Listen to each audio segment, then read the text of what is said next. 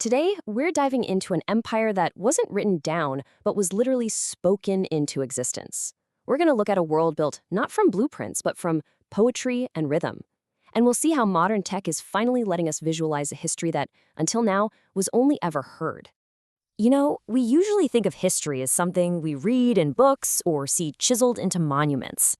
But what happens when a civilization's greatest stories, the very foundation of an empire, aren't preserved in ink, but in the memory and performance of storytellers? Well, that's where our journey begins. And that's the big question, isn't it? It's the central puzzle. Imagine trying to create a map of a place that was only described in a song, or build a city based on a poem. How do you take something as fluid and human as a story and turn it into a world you can actually see? Well, the key is the Great Mali Empire from the 13th century. At its height, this was one of the wealthiest and most powerful empires on the entire planet, but its founding charter wasn't a document. It was a story, a grand epic. The empire's whole origin is wrapped up in the story of one man, Sundiata Keita, and his title, well, you might actually recognize it, the Lion King. His journey from being an outcast to becoming an emperor is the absolute key to visualizing this entire world. So, okay, if this epic wasn't written down, how in the world did it survive for over 700 years? It was entrusted to, get this, living libraries, human archives who didn't just tell the story, they performed it. And these are the griots. A griot is so much more than just a storyteller. These are the historians, the musicians, the poets.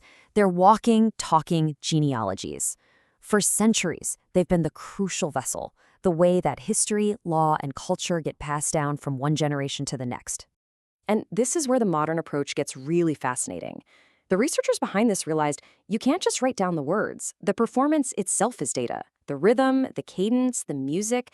They understood that how the story is told is just as important as what the story says. But an epic poem alone doesn't give you a world you can build. You need something tangible, something with rules and structure. And for that, the project turned away from the voice of the people to the buildings they created. So this is the look of the region. Sudano-Sahelian architecture is just iconic, with these incredible mosques and buildings made from the earth itself. It's beautiful for sure, but more importantly for this project, it's also geometric. It has a system. And this is the breakthrough. This style has its own kind of grammar, what you could call a mud brick geometry. There are rules, a system for how these things can be built.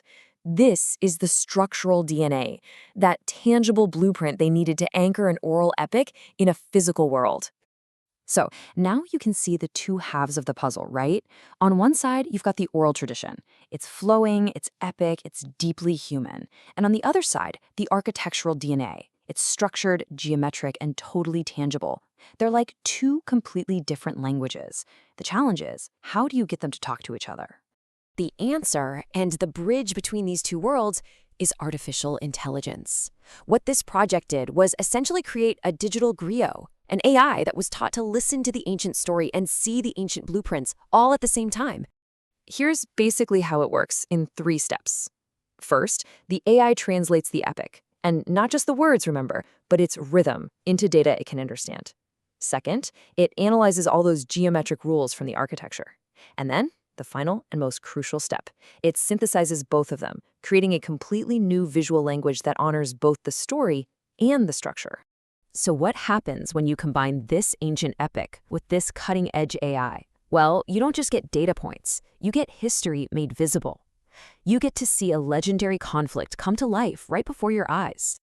And this is the incredible result. The Epic of Sundiata is no longer just a story you hear. It becomes a world you can actually see, a landscape you can explore. The voice becomes a place. It's amazing.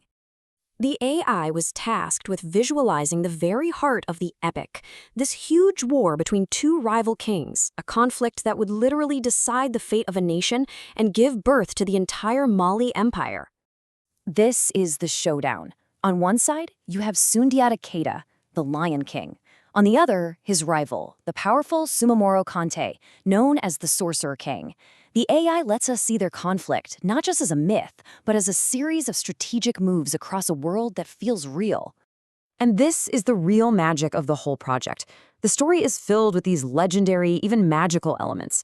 But by using that architectural DNA as a foundation, the AI visualizes all of it. The sorcery, the battles, the kingdoms, inside a world that feels totally authentic.